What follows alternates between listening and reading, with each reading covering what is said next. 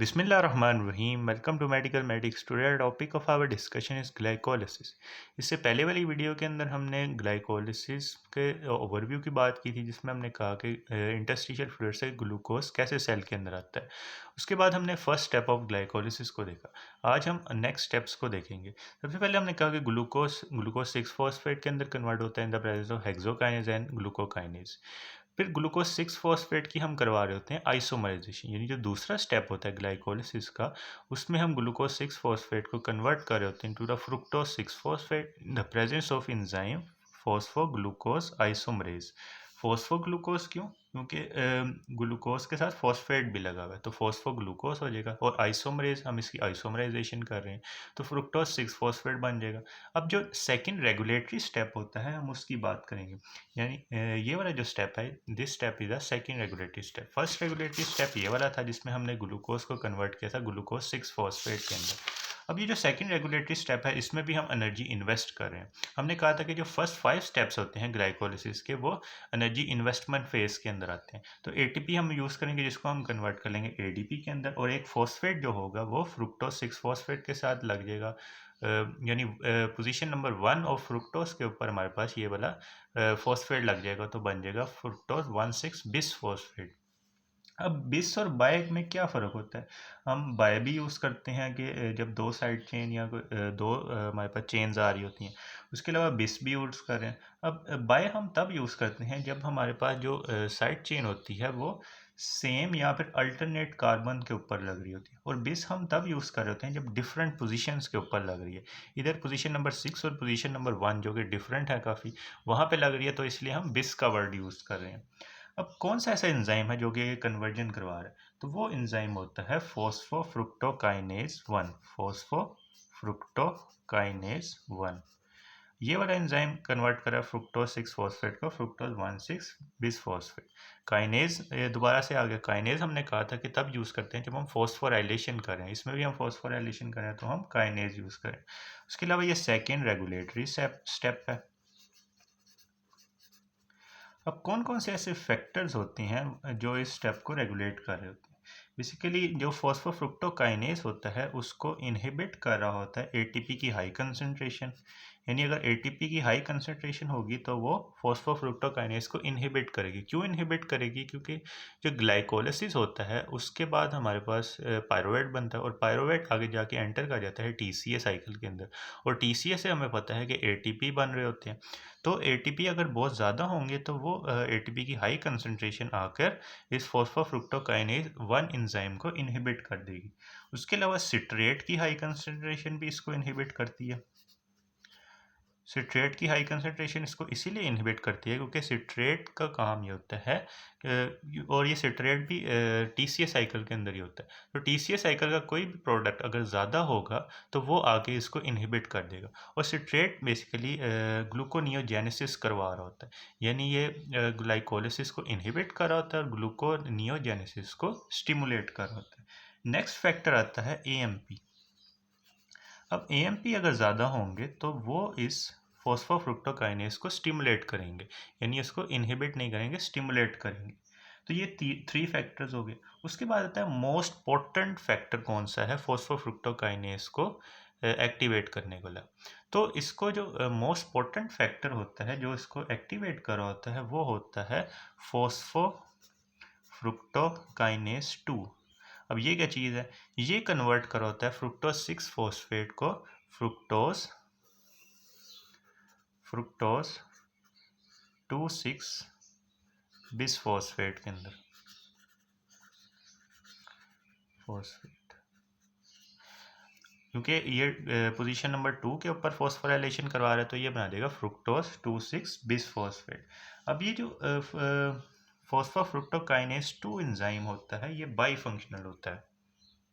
अब इसके by functional होने का क्या मतलब है कि ये हमारे पास है फ्रुक्टोकाइनेज 2, ये है बाई फंक्शनल। बाई फंक्शनल होने का क्या मतलब है कि इसके 2 फंक्शन होते हैं। कौन कौन से 2 फंक्शन होते हैं? एक इसकी काइनेज एक्टिविटी होती है, काइनेज, और एक इसकी फॉस्फेटेज एक्टिविटी होती है, फॉस्फेटेज।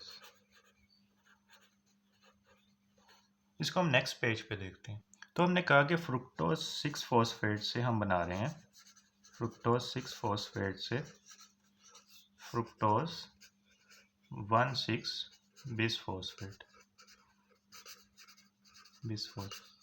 इसमें हम एंजाइम यूज़ कर रहे हैं फॉस्फोफ्रुक्टोकाइनेज 1।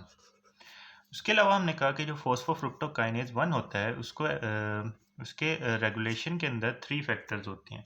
एक एटीपी का हाई लेवल इसको इनहिबिट करेगा, उसके अलावा सिट्रेट का हाई लेवल इसको इनहिबिट करेगा, उसके अलावा साइक्लिक या एएमपी का लेवल इसको स्टिमुलेट करेगा। उसके अलावा हमने कहा कि मोस्ट पोटेंट फैक्टर जो फॉस्फोफ्रुक्टोकाइनेज 1 को एक्टिवेट कर रहा होता है वो होता है फॉस्फोफ्रुक्टोकाइनेज 2 एंजाइम। अब ये एंजाइम कन्वर्ट कर रहा होता है फ्रुक्टोज 6 फॉस्फेट को इनटू फ्रुक्टोज 2,6 बिसफॉस्फेट। उसके बाद हमने कहा कि जो फॉस्फोफ्रुक्टोकाइनेज एंजाइम होता है उसकी 2 एक्टिविटीज़ होती हैं। फॉस्फोफ्रुक्टोकाइनेज एंजाइम की 2 एक्टिविटीज़ हैं, एक इसकी काइनेज एक्टिविटी है और एक इसकी फॉस्फेटेज एक्टिविटी है। अब कैसे ये वाली एक्टिविटीज़ ये कर रहा होता है, तो जब हम वेल फेड स्टेट के अंदर होते हैं, यानी जब हमने डाइट ली होती है, तो वेल फेड स्टेट के अंदर क्या होता है, वेल फेड स्टेट के अंदर इंसुलिन ज़्यादा सिक्रीट हो रहा था। इंसुलिन क्यों ज़्यादा सिक्रीट हो रहा होता है, क्योंकि ग्लूकोज वेल फेड स्टेट के अंदर ज़्यादा होती है, तो उस ग्लूकोज को मेटाबोलाइज करने के लिए इंसुलिन भी ज़्यादा सिक्रीट हो रही होती है। उसके अलावा जो ग्लूकागोन होता है उसका लेवल बॉडी में कम होता है, तो जब इंसुलिन ज़्यादा होगी तो वो कर देगी डीफॉस्फोराइलेशन। डीफॉस्फोराइलेशन की वजह से क्या होगा,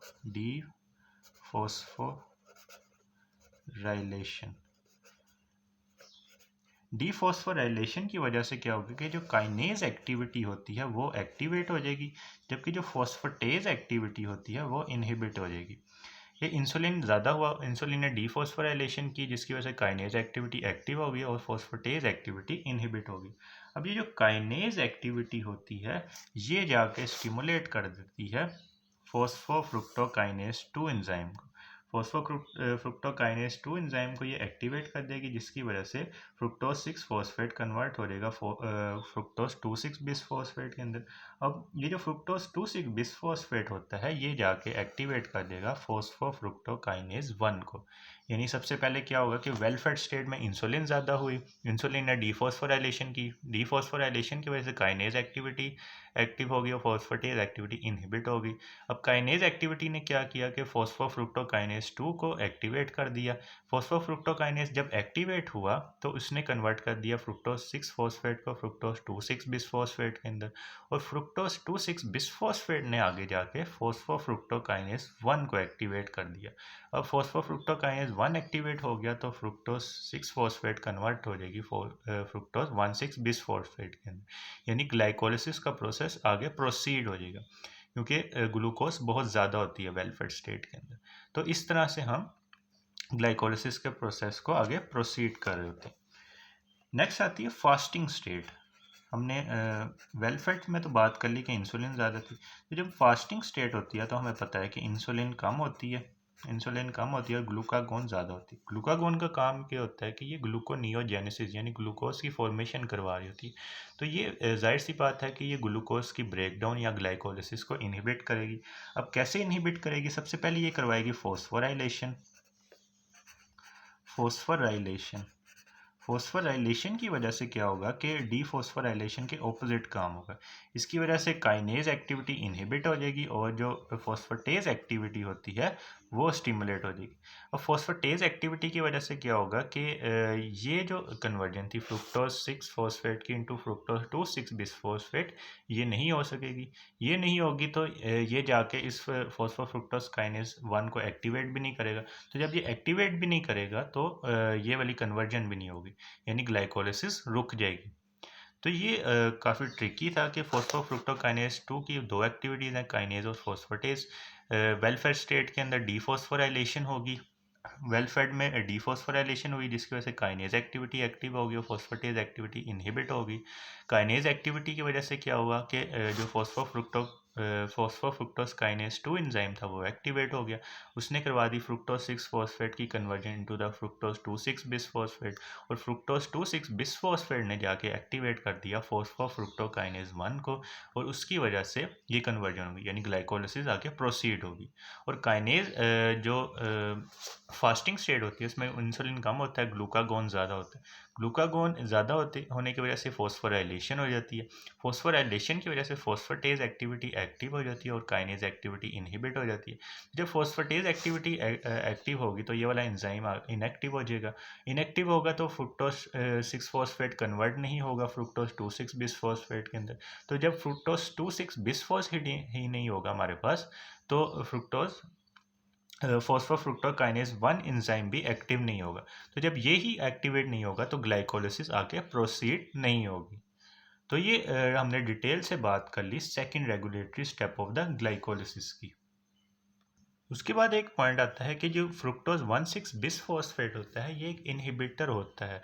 किसके लिए इनहिबिटर होता है? ये एक एंजाइम होता है ग्लूकोनियोजेनेसिस का, जिसको हम बोलते हैं फ्रुक्टोज 1,6 बिसफॉस्फेटेज, क्योंकि वो एंजाइम करवाएगा इसको कन्वर्जन फ्रुक्टोज 1,6 बिसफॉस्फेट की इनटू द फ्रुक्टोज 6 फॉस्फेट जो ग्लूकोनियोजेनेसिस के अंदर हो रहा होता है, तो उसका ये इनहिबिटर होता है। फ्रुक्टोज 1,6 बिसफॉस्फेट इनहिबिट करेगा फ्रुक्टोज 1,6 बिसफॉस्फेटेज की, जिसकी वजह से ग्लूकोनियोजेनेसिस प्रोसीड नहीं होगी।